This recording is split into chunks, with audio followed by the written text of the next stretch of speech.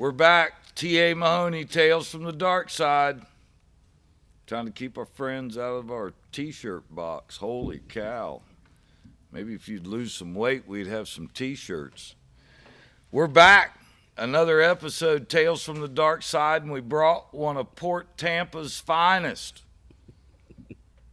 Steve Cross, what's up, buddy? How you doing, buddy?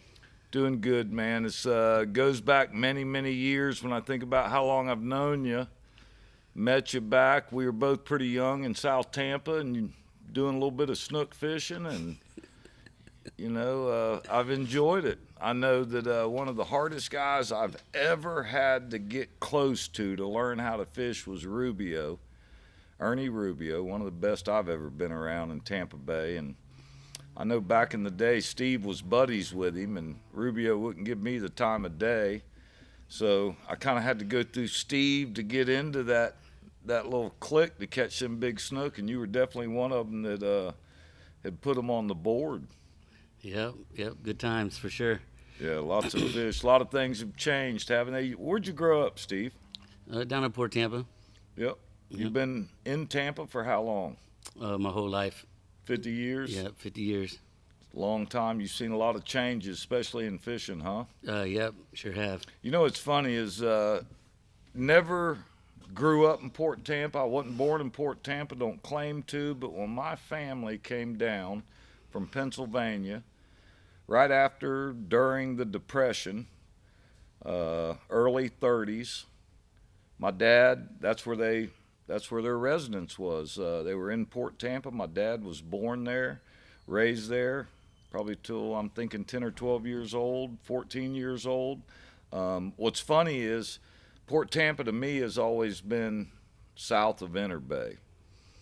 But you got this new age Port Tampa people that call, I guess anything south of Gandy they call Port Tampa, huh? Yeah, SOG. Yeah, south of Gandy. Is Yeah. that what y'all call it? Yeah, that's what they call it. What got you into fishing, Steve? I've always been into fishing, and since I was a kid, my roots are from Hawaii, so I guess that's where it came from. And just always enjoyed the water since I was a little kid, and always out there and spent all my extra time out there, and just learning as much as I can and having fun. Got hooked right away, didn't you? Yeah. That's one of the things about growing up here in West Central Florida, especially on the coast. Port Tampa I would definitely call, on the water. And as a kid, I know I grew up in Brandon. I had lakes to go to where your choices were a little bit different. I know they had that Robinson Lake over there, but most of it was in the bay there. And Yeah. I know what I did in some of those lakes probably might have got me a coupon as a kid. And I know if I was in the salt water, there'd be definitely be some things I'd want to achieve. Right. But you've been diving for a long time down there in Tampa, huh? Yeah, that was coming up as a kid, it was a little rougher down there. So, for extra money or something, we'll go and, dive down in the channel down there and Gandy Bridge, and, had some spots we go, go do some fishing. Go do some fishing and hustling and getting you a little bit of money back in the day. Yeah. We're past statute of limitation. Just to let y'all know, this is all entertainment. Butler Boyd is the sponsor, and don't believe everything you hear. We're telling stories. We don't ever let the truth get in the way of a good story. So really, all this is entertainment. It's my friends, some of the people I've been around I want to introduce you to. It seems like, and I made this comment on the last episode I did with my buddy Tuluer, seems like I get kind of the misfits. I don't know how I get lined up with that, but I get lined up with them, and somehow I just end up with them.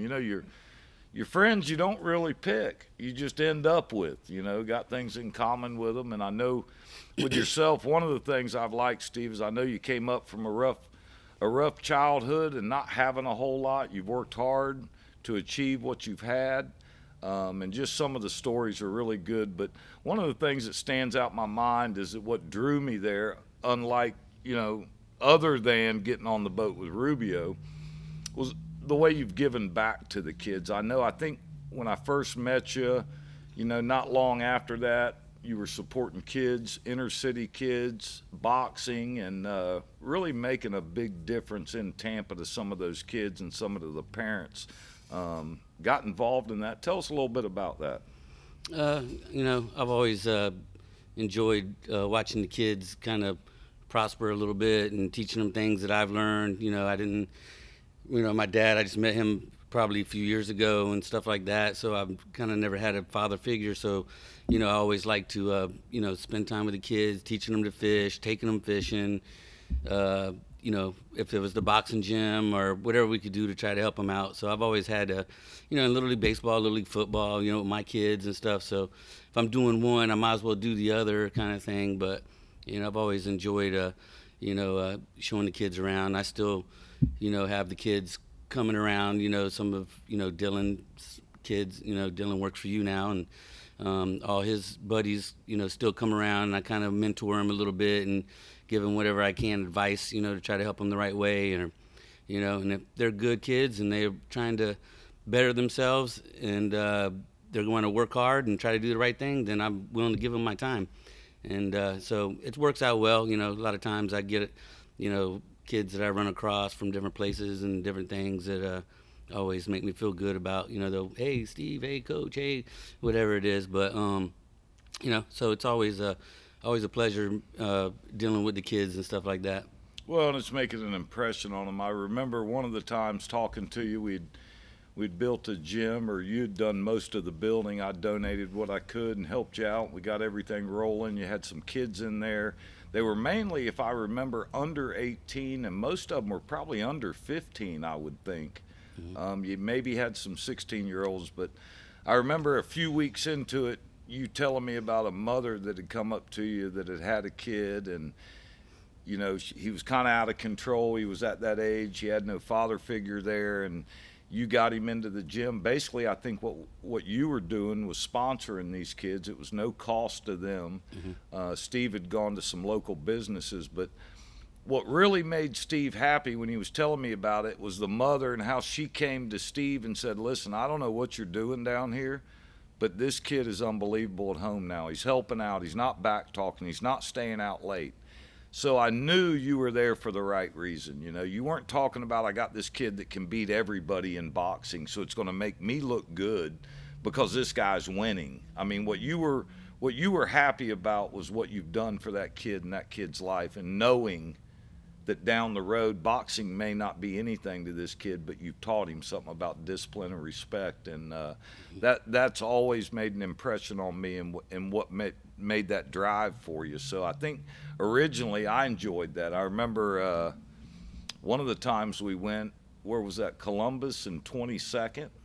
Yeah, we had a boxing show there. So he calls me up, and anybody who knows the Tampa area, and this was probably 15 years ago, maybe 20 years ago, he says, Mike, we got a boxing match on Saturday, I think it was. Once you come down, you're one of the sponsors. I'd like you to see some of these kids. We got a guy, I think he was from the islands, that was in there. He had fought over 100 times. I think he was just about ready to turn pro. He was probably 16 years old. And let me tell you something. I wouldn't have wanted to go in the ring with that kid. He knew what he was doing. But mm-hmm. Steve told me to come down. I think it was 22nd in Columbus, something mm-hmm. like that, Armenia or some place in not a real good area of town. And it was awesome, man. It was really a nice setup, and all the people that were involved there. I think it was an early Saturday morning, mm-hmm. 8 or 9 o'clock, and brought my kids down there to watch them, and pretty impressive to see what y'all had going on. But, since then we've done a lot of fishing. Yep. What's, of course, with Steve, it seems like he's always grabbing the rod and completing the bucket list. What is up with that? He can miss every fish that bites, but he'll get the one that, bucket list. Let's talk about bucket list fish. How many of you checked off with your buddy Mike? A lot, yeah. The best thing is doing the bucket list right here in the Gulf lately. In the last few years, it feels good to be able to not have to go to the Keys or not go, try to shoot around all over the place. But just for me, a bucket list fish is right here in my backyard. Marlin, white. You got a white marlin. Yeah, and that was a nice fish for out here, and some multiple sailfish. Wahoo, big wahoo. But you're my bucket list guy. So Hey, we put the time in, and we're kind of learning this together. The West Coast of fishing's great for the pelagics. You don't get the numbers, I've noticed, like when we've done the marlin fishing and that kind of thing. It's not like big numbers. And I know you've been to Costa Rica and you put a hurting on fish in a day's time. You've caught, double digits and all that stuff. But it is a little different doing it right in your backyard. It's just nothing like it. Yeah, it's well, great. You got to have the crew that's going to do it. And Steve, like I always talk about, he's definitely got the passion. I know that Steve will pull some trips that I don't even do anymore, some 2.5 dayers, and I'll come out there the following day. But we had a fun one. Was it this spring that we went out there to the deep water and your wife did a silver alert? Now, let me tell you something to all the wives, and this is kind of like for ethnic wives. Ethnic wives get a little nervous. Tell us what happened that day, Steve. Well, we went out on, I believe it was a 2-day trip or something, and we were supposed to meet up with you guys like 70 miles out, 80 miles out the next day. We were like at like 120, 130 miles out, and we were going to come meet up with you guys. And I was supposed to be in by 8 o'clock that night, but my wife thought that she wasn't listening, was she? She wasn't paying attention. No, she didn't listen. And then she ended up calling the Marine Patrol, or actually the Coast Guard, the next morning, and then they were trying to look for us. And then we were out of range a little bit, and they got a hold of you guys, and then... Oh, yeah, then she brought me into the mix. Yeah. So she's dropping my name. She's got a silver alert out for her husband. The Coast Guard guy's telling her, because we talked to him, hey, they went 120 to 140 miles out. They're probably not going to be back in at 8 in the morning. Are you sure? Well, of course, she was blowing a gasket. She hadn't taken out a life insurance policy yet. She was thinking it was all going to be over and she'd be back at it again. Old Steve, Big Daddy's, he's done. Yeah. The only thing now is now when I go fishing with you, we could be missing for 3 days and she's not going to call. So, this could be like one of them. I got a raft. I ain't worried about it. I tell people that on my boat all the time. If I got that raft, they will find me. Yeah. I'm not going to be dangling in the water. Forget the life jacket or sitting on a cooler. Yeah. Too many sharks out there to want to mess with it. I hear you. I don't want to sit in a life raft with you for 2 days telling you that you should have never, talk shit, Yeah, to my wife. Now she won't call Yeah, about now we're like screwed out here, but... Well, she probably got the life insurance policy now, Yeah. so she's not as worried about it. Probably right. But we've had some good times, man. One of the times I think about the most is being in Tampa Bay. You went from a fishing partner, but also competition. We'd both be out there in the water, and you don't really want to share no secrets because you want to be the hero that day for the people on your boat. And Steve had him a pretty nice boat. Would you have a 20-foot aqua sport with a tower? I'm going to tell y'all a funny story on this one. Yeah. One of his names, you know how I give everybody names. I'm going to give you a hint. I used to call him Zip Tie. And the reason why is everybody had to have a tower, right? So the tallest tower is the coolest guy. Who's got the tallest tower? So I think Ernie got one built. Mine was 2 or 3 inches longer and, higher than Ernie's. And then you bought Sam Buckley's, I think, and it might have been 3 inches, taller than mine. And when you make them that tall, you got to have a fold in it. Well, Steve, being Mr. Responsible, he lost the bolts that you pull out to lock it back in. So he folded it, and he's at the ramp, and they pop it back up, and no bolts. So what was the best thing to use? A tie wrap. Mm-hmm. Tie wrap will hold it. Just put a tie wrap in it. So how many days did you go? Did it happen that day? No, it was probably, it happened that day when I put the zip ties in there.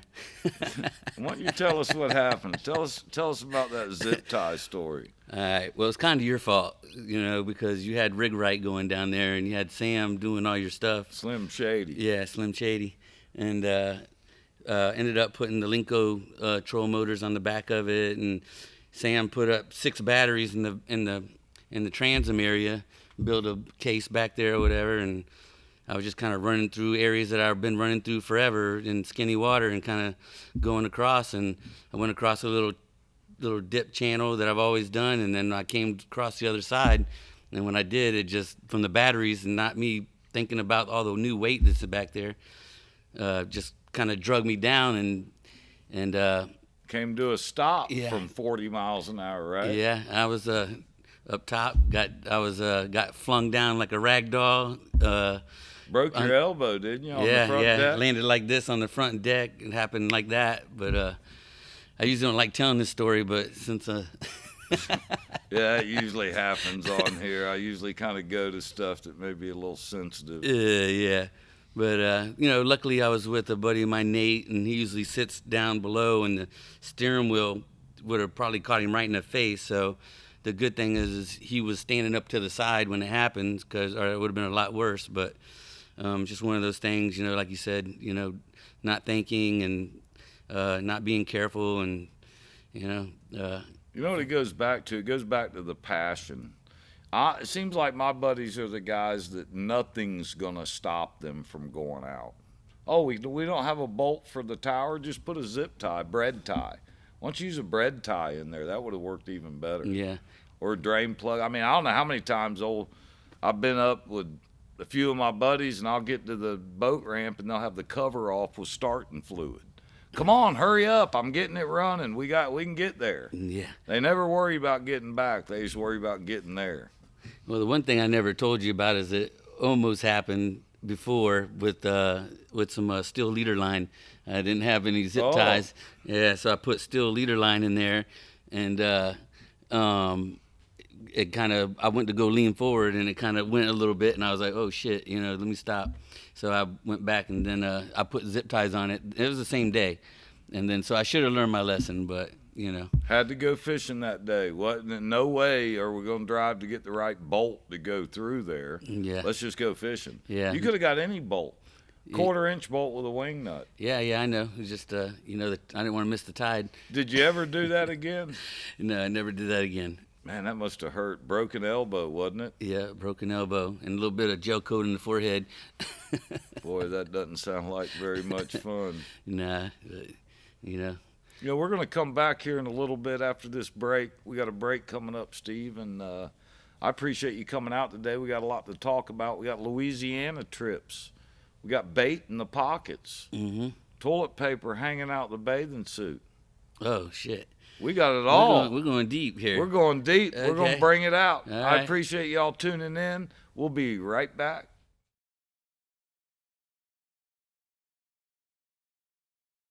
We're back.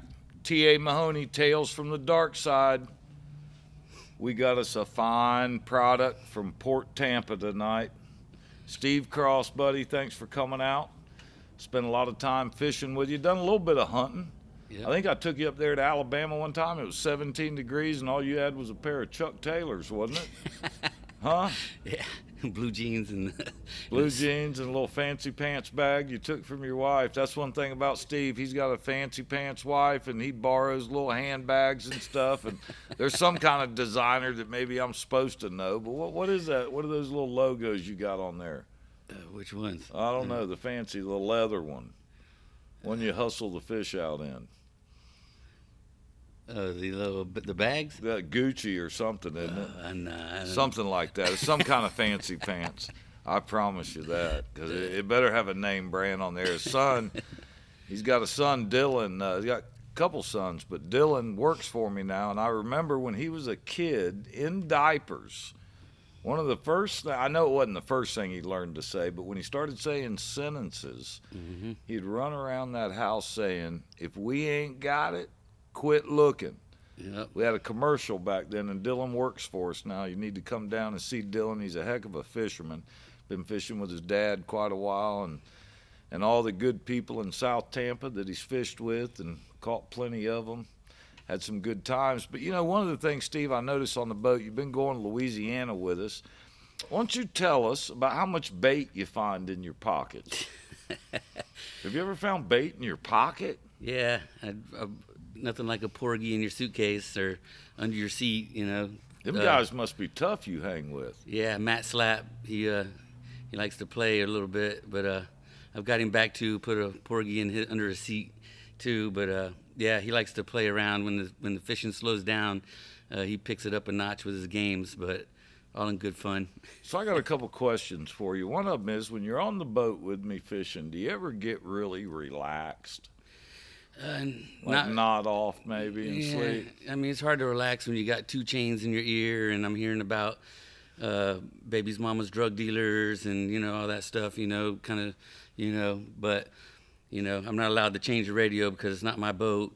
It's I kind of one of the advantages of being the captain. Yeah, I feel like robbing a 7-Eleven when I come in sometimes, but other than that, See, never let your guard down on the boat. No, I don't let my guard down. That's for sure. Steve, it's been some funny stuff. We were in Louisiana this year, and Steve was the last one on the boat. We're all yelling, you don't ever give your buddy a chance, and everybody's on the boat waiting. Let's go, we're leaving. Steve comes running out, and it was almost like an Animal House movie or something.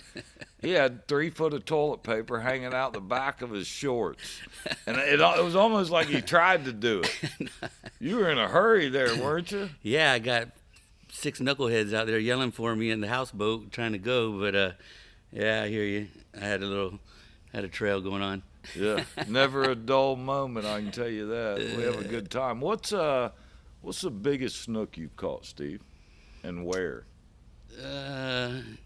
Legally, I mean, like hook and line, not spear shaft and Hook line. and line out there at Shell Island. Caught some nice ones at nighttime.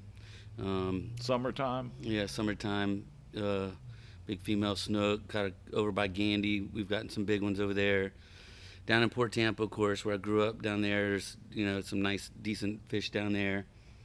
So we've got some nice ones, here and there. I don't know what the biggest one is, but. What's your favorite kind of fish to catch? Marlin. I'm like, I like marlin, and, wahoo is my probably favorite because I know I'm about to get a bunch of good meat.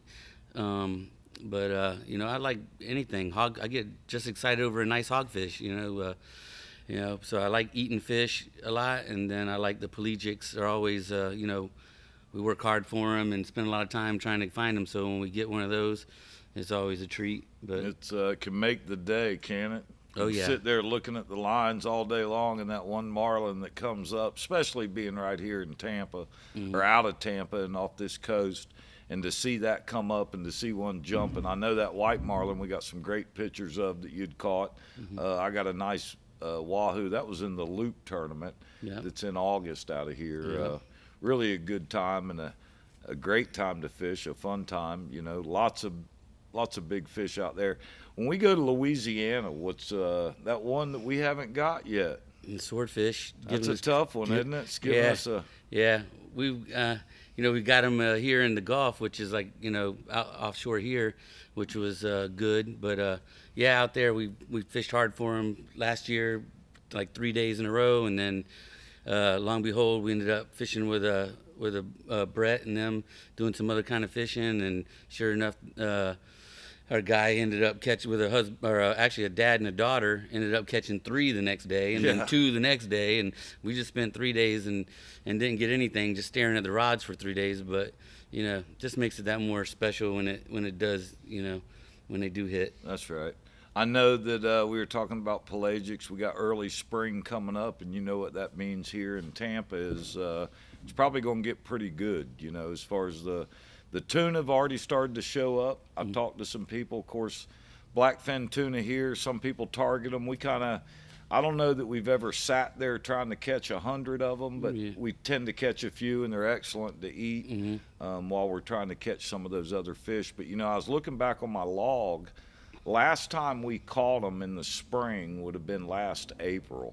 So that's coming up here pretty quick, and we got It seems like they've been staying around a lot. More, like I said earlier, the offshore fishing is just like, it seems like every year, just for me at least, I'm sure I've heard it through other guys too, but it's just, it's just the treat to be able to go out offshore here, and not have to travel, out of town to try to go catch some really nice fish, and you're the one that showed me that, put our time in a little bit, and if we get something, we get something, but if we don't, we don't. But it's usually a beautiful day no matter what. That's the way I always am with you when we're out there. I enjoy Just a beautiful day out there, and the fish are just extra bonus for anything. And then a nice fish to eat is even, a better bonus, nice wahoo or something. But I really, really enjoy, fishing right out of here nowadays. And, like you said, Costa Rica, yeah, you can go down there and get them, double-digit fish and stuff like that. But coming out here in your own area, and it's just nothing like it, it just makes It's you. a rush. Yeah, it's just a better, if you're targeting something for a bucket list, nothing like getting one right here in your backyard where, the. When we've talked about it on the radio, I think we've named off about 17 or 20 different fish you can catch right here in Central Florida, and that's white marlin, blue marlin, yellowfin tuna, wahoo, dolphin, blackfin tuna, and that's not even counting a lot of the inshore fish. Yeah. And just a great fishery that we have, and I know it's about to happen. Yeah. One of the things I was thinking about was the water temperatures, and everybody, they kind of feel the outside temp and think it's time to fish.